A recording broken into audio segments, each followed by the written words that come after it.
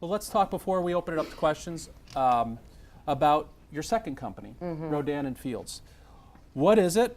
What do you do differently? And why do you start a second company when you don't need to? Yeah, you know, I think when you've been bitten by that entrepreneurial bug and you've seen what you can do and you see how many people are impacted by your product, it's such an amazing feeling that you can't just go sit on the beach, even if it is with sunscreen and under an umbrella and all that stuff.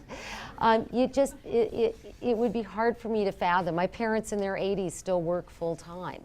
So we wanted to do something else. And we knew that that paradigm shift of taking medicines and medicating skincare to fix specific skin conditions applied to much more than just acne.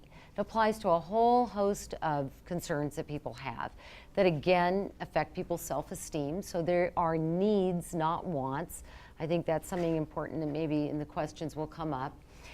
And so we decided to start a second company called Rodan and Fields. And Rodan and Fields is, we have a number of different regimens, like Proactive is a product system. We have product systems that treat different problems like acne, rosacea, sun damage, sensitive skin, different problems there, pigmentation. So you had other dermatological products that you wanted to launch. You were going to go a different channel. This wasn't for Guthrie Ranker. They're not involved in Rodan and Fields. And early on in Rodan and Fields, 6 months, what happens to the company? So within 6 months of launching that, you know, because we'd had some success with Proactive, then the business community now knows who we are. So we launched Rodan and Fields in department stores. We were only in a couple of department stores, Fred Siegel down here in Los Angeles, Bergdorf Goodman in New York, and within 6 months, Estee Lauder found us and made us an offer and bought us. Okay, you'd think that was pretty great, right? Okay, well, we'll tell more.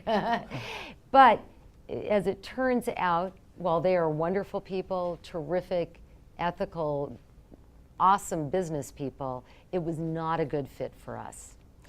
And so we struggled in a retail channel for 4 years. Even though our products were selling well and in the category that we were in, they were selling well, we felt like we were just really prisoners of this glass counter in a department store.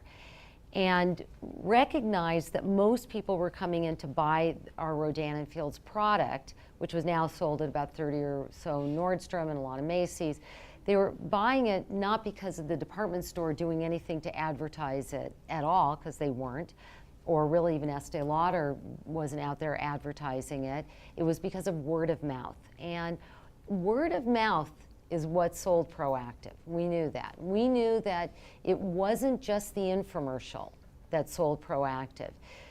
People would see it there, but then they'd go, you know, can you trust anything on an infomercial? And it would be talking to their best friend whose skin had changed, and they'd say, you got to try this stuff, it's really good. That's what sold the product. And now we were seeing this again with Rodan and Fields, that it was a word of mouth type of business. So as we thought about it, what other industry really utilizes word of mouth to its greatest advantage? And that's the direct selling business. And the direct selling business is a business like Mary Kay, Amway, Herbalife, those type of businesses. And which also can have a little bit of a tainted reputation, just like infomercials did when we started doing those. And we thought this could be a really great model. So what we did was we went to Neutrogena, going backwards, went to Estee Lauder and we said, listen, love you guys, but we don't think that this is really working out for us. We're not getting it into as many people's hands as we want to. We want to buy it back. And we bought the company back 2 years ago, and my husband runs that business, Rodan and Fields Dermatologist. It's a direct selling business, and it has been so awesome and so exciting to now sort of start this new venture as well, and still be working with Proactive. I just, you know, really feel blessed here. And you still have your dermatology practice. And I do, so that's you've true. sort of got the best of all worlds. And so Rodan and Fields today, how many people working there, and because you've got the direct selling structure, how many sort of independent representatives do you have? So we have corporate offices are in San Francisco. We have about 40 people who work for us in our corporate office. And we have now, I think, about 12,000 or more maybe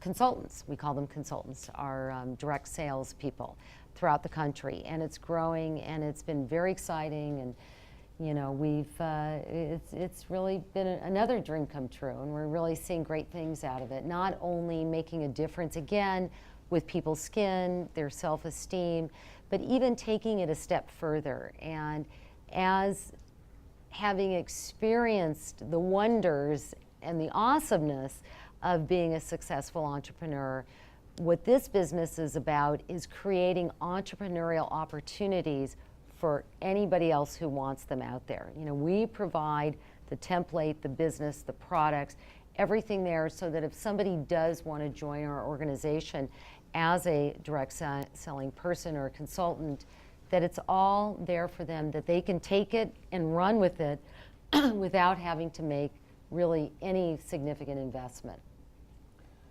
It's, I was just thinking actually while you were saying that,